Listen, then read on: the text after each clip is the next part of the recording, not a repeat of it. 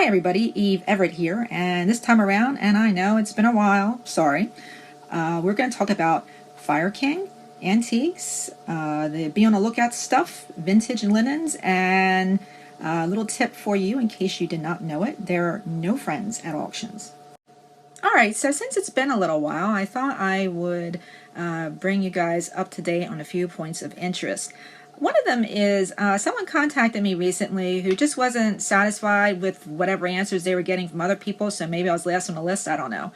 Anyway, what happened was this person had some sort of illness, and during that illness received two cases / claims against them, and they did not ever follow through with getting back to those people, so within maybe 2 months, month and a half, they bombed out on two claims. So the third issue came along, and the person wanted to return an item, and this person said back to the buyer, well, can I see a picture of the damage, and I'd be willing to offer you a substantial discount if you don't want to be inconvenienced with sending it back.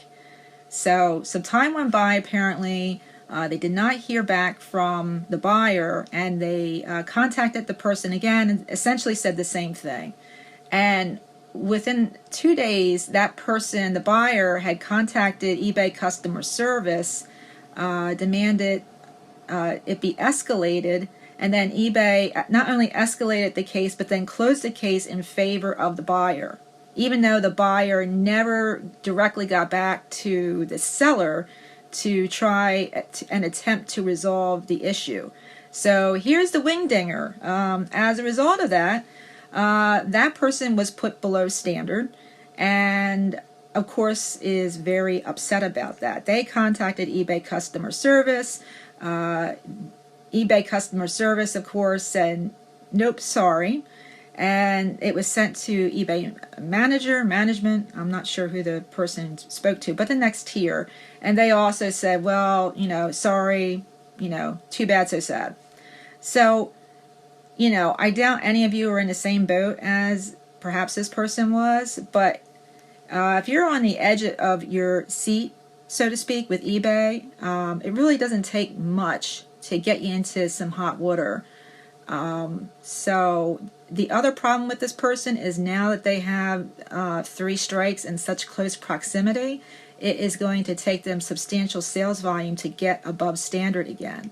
So it's a problem for them. And the story to take forward in it is, if you are really close to getting stuck below standard, maybe you have a few cases against you, you really need to really evaluate whether you want to bargain with any potential buyer about something they're unhappy about, because they can and will just simply go ahead, talk to eBay, and if eBay closes that claim in their favor, you're going to get screwed.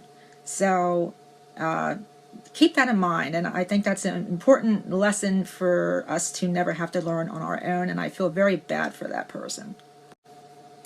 Isn't it time you United Airlined yourself? And when I say that with the best of intentions, even though it's probably said in poor taste. What I mean by that is, isn't it time you start being ruthless? Really go through that inventory, do some spring cleaning on it. Are those pictures okay? Do they need some repicturing? Are there things that just kind of been hanging around like an unwanted passenger, and you should just drag it off and get rid of it? Anyway, I think you see my point. It's time to become tough on yourself. Really evaluate what you're doing and where you're going. Because guess what? Summer's going to roll around, and are you going to feel like doing that then? Probably not. In other news, I have been doing errands and running amok, and as I was doing that, I came across this alpaca farm, and I love alpacas. They're very curious creatures with big eyes. There are some webcams of them on the internet if you want to check them out, but they're just so cool. I love alpacas. And by the way, they have bottom teeth, but not top teeth, so they can't even really do any harm to you unless they kick you.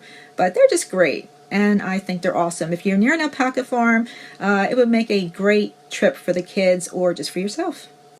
All right, so I do a lot of things in isolation here because besides eBay, I have Amazon, and just by the inherent nature of what they are, I spend a lot of time on my own. One of the things I like to have going on in the background as I'm working is I like to have something vintage on the air, whether it's like an antique roadshow or just depending on my mood. Maybe it's scavenger life, maybe it's this. This is they recently uploaded, or somebody did, a whole bunch of Price is Right game shows from the 60s and mid to late 50s with Bill Cullen. Here's one from the 60s. So it's kind of interesting to watch them because you can see what was the hot thing at the time. Like there you see a soda jerk fountain back there, a little tray, a little mid-century plastic tea set. Just some really cool stuff. This is from like 1957. It's The Price is Right with Bill Cullen. And isn't it amazing that you could win a submarine on a game show in the 50s? Would you ever have that now? No, but there you have it. And I'm kind of into retro futurism. If you go to Reddit and check that out, you'll see what that is. Hopefully it's tasteful. Anyway, the point being is in my opinion, you don't see this sort of creativity and oblivion to liability that you used to see. So anyway, of course, if you ever look at your local pond or whatnot, I'm not even sure you'd see anything down there. But the point is, they sure have some cool stuff they offer on the old Price is Right. Oh, real quickly, there's another example from Price is Right. Now, briefly about auctions. There are no friends at auctions. There may be some vague sort of cooperation, but in general, there ain't no friends at auctions.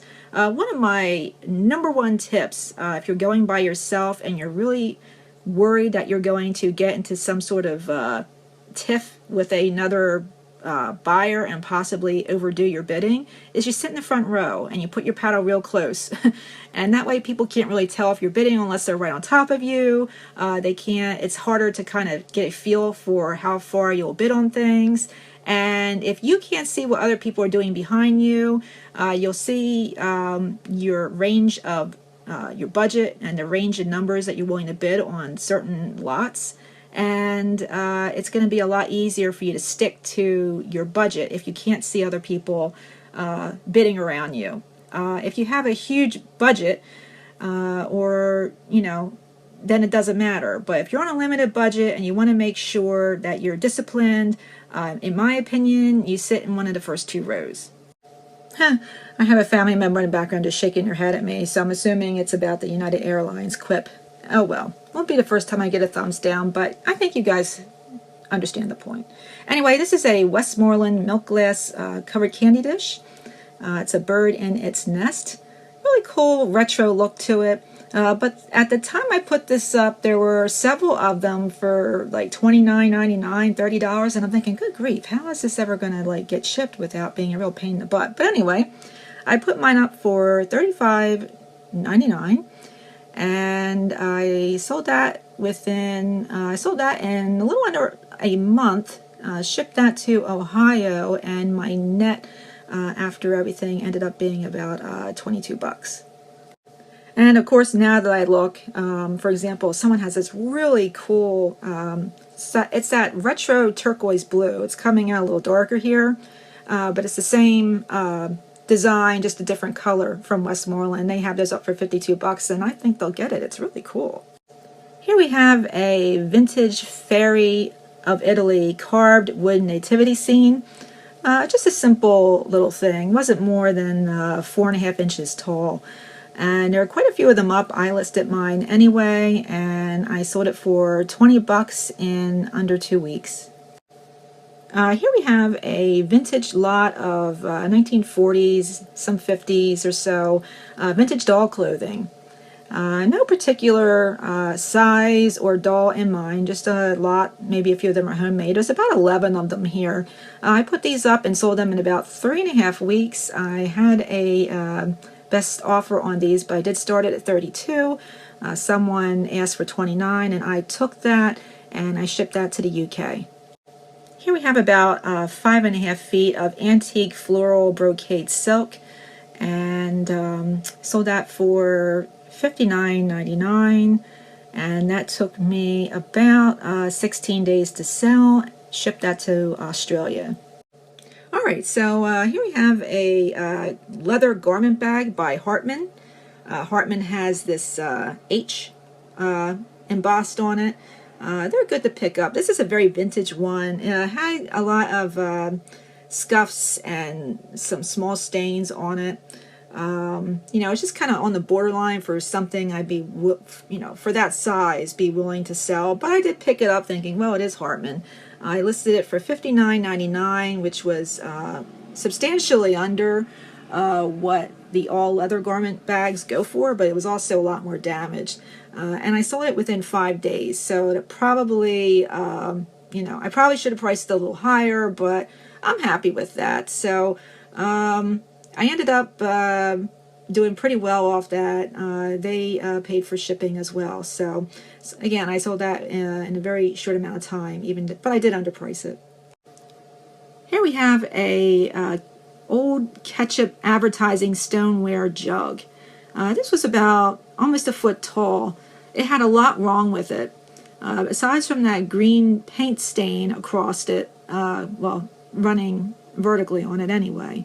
It had some chipping at the lip of the bottle and some stains on it. However, I thought that the advertising on it was fascinating, and I did a little bit of research on it. Didn't find too much about it, except it came from Philadelphia.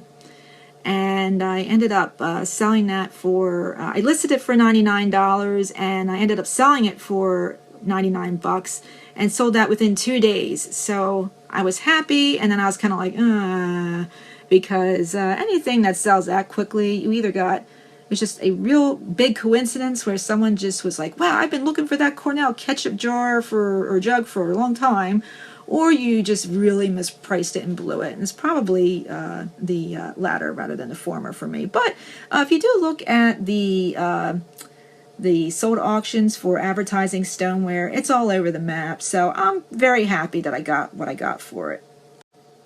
This is a 360 sweater. It's 100% cashmere with flip-flops and Life's a Beach on the back of it. I started this at $59. Took me, that's strange. I sold this in 2 weeks, but I took a best offer of $35. So don't know why I did that, because 360 tends to do fairly well. But I guess I was happy to take the 35 at the time, although looking back on it, I'm like, why did I do that? Oh well, there you have it. So anyway, Life's a Beach cashmere sweater. Sold that in very short amount of time for 35 bucks. Here's a pair of new in the box Stella and Dot earrings. I put these up for $20 and took a best offer for $15. Here we have a John Deere green and yellow felt. I guess it's a Christmas tree skirt, although maybe it could be used for other things. And I got this a long time ago. It sat around for a long time. Couldn't quite decide what to do with it, whether I even wanted to list it or not. I couldn't really find anything on it. Ended up throwing it up for $24.99 and took a best offer for 17 bucks. And that's another puzzler, because I took $17 within 10 days of posting it. I guess I was concerned that if it went after the holidays, I wouldn't be able to get rid of it fast. But anyway, I took 17 bucks for it, and it was only roughly 2 feet wide. Anyway, there you have it. Here are two Sony PlayStation Motion VR controllers. I put them up under the, not the SKU, but the model number. There you have it. And I put them up for $40 and sold those within roughly under 2 weeks. Went to a guy in the same state who then contacted me like 2 weeks after buying them, complaining that they didn't work. And then I heard nothing for several days, and then the person got back to me again and said, oh, they work, my bad, never mind. So I was glad to not get that as a return. I'm always worried about that when I sell electronics, that someone's going to even know less about them than I do, and they're just going to come back. So I don't do a ton of electronics for that reason, although I like that they do sell quickly. So anyway, 2 Sony Motion VR controllers, $40. Along the same lines is this Logitech portable iPod/iPhone speaker dock. We're getting into the land of vintage for iPod and iPhone stuff now. And at the time, this speaker dock was a little hard to find. I put it up for $44.99. Oh, I got this at the Weigh and Go, by the way. I posted it for $44.99 and sold this within 8 days at the full price. As far as electronics go in the vintage and contemporary vein, this is a clicky. It's a vintage IBM keyboard. And I don't know if you remember keyboards from the 80s and early 90s, but they had like this clicky. If you press down on each key, they would click. And you know, some of the computer programmers and just nerdy people in general, or just people who like to hear their keyboard actually click or do something when they touch it, are really, really into clicky keyboards. If you're patient, you can get a really good price for certain models. This wasn't the hottest model. It was a 1984 IBM. There are other IBMs that go for far more. I posted mine for $69.99 and sold it in under 2 months for that price and shipped it to Ohio. This is a 1950s gold gilt-edged diary or date book with blank pages. If you have blank pages in one of these vintage journals or ledgers that you might find floating about, mention that in the header, because a lot of people are interested in ones that have blank pages. This one I posted for $24.99, and someone bought it in under 2.5 months and shipped that to Texas. By the way, I also sent that medium mail, since it is a I do think that falls in the genre, a book with blank pages. Here we have a Vera Bradley Paisley backpack. I sold this for $30. Oh, I'm sorry, no, I sold this for $25. I listed it at $35. That was a pretty big one. It's about 18.5 inches long. I do less Vera Bradley than I used to, because Vera Bradley now has a presence on eBay. If I do Vera Bradley, it's usually discontinued items, or just basically anything that I like the pattern. But I don't do Vera Bradley very often at all, simply because it's just taking longer to sell. That's always the problem with something that's borderline contemporary. Well, it is contemporary. You might have the actual manufacturer, or a few people pile on the rabbit. Then you got the whole rush to the bottom thing. And my preference is to go for something that is timeless, or vintage, or antique, because you're just fighting, in my opinion, with far less competition that way. Here we have a Pebble Beach stretch golf baseball hat. I posted this, and looks like it's sold in under 2.5 months for $23.99. One of my favorites to talk about for this time around is this Old House TV show patch on a blue snapback baseball hat. Just kind of cool. Anyway, I sold that for $29.99, and it took me about under 5 months to sell that. But it did take a little longer than I thought, but I think my price was, at the time when I posted it, was higher than a lot of them, so that may explain why it took a little longer. But that's fine, I do a lot of long tail. Alright, so here's a be on the lookout. Sometimes this product does very well. It's by a manufacturer called Land, L-A-N-D. They did a lot of leather back in the 70s and 80s, and this is a distressed travel bag with a tennis racket holder in it. And there's this one person who just, I don't want to make it sound like they were annoying, but they were in a way. They wanted every single measurement possible for the size of the tennis racket, which, okay, I understand, okay, I get it. But I would send the person measurements, and then they would want all other types of measurements, and I felt like, I almost flunked geometry and stuff like that. So anyway, yeah, it was a problem. But anyway, so meanwhile, someone else came out of the blue and bought it. So I spent a lot of time with this other poor person, and someone snatched it literally out from under their nose for the full price of $45.99. That one took me about 6 months to unload. All right, so when I can find Fire King or Jadeite, I buy it to resell if I can get a really good price on it. One of the things I think about whenever I'm selling sets of things is the ease or difficulty of packing, where it might be sent, and so forth, because it can get to be fairly daunting and take a long time, and I'm always trying to put a dollar amount on the amount of time that goes into something, because making $50 on something that took you a total of, from beginning to end, 6 hours of your time, I don't know. I mean, you're kind of looking, after taxes, it looks kind of weak. But in any event, I got a ton of Fire King lately. I got a bunch of Jane Ray, I got some florals, got some really cool stuff. Anyway, I picked this up. It's a fairly nice size lot of cups and saucers. Posted them at 124, took 110 for them, and shipping I ate was 26, and my net ended up being somewhere around $72, but I paid so little for this large lot of Jadeite / Fire King that I bought. Oh, I'm sorry, this is by the way, the style on this Fire King is called Alice. If you go and look at sets of Alice, and it's got a floral design around the rim of the cup. Some of them do really well.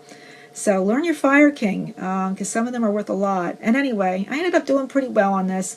It took me under 3.5 weeks to sell. Shipped that to California. All right, so here's an example of a incredibly shitty picture on eBay, which is what I took. I had a like a mid-century Madeira, a little bit of cutout on it, tablecloth with some stains, and I threw it up on eBay, as you can see, in a very half-assed way.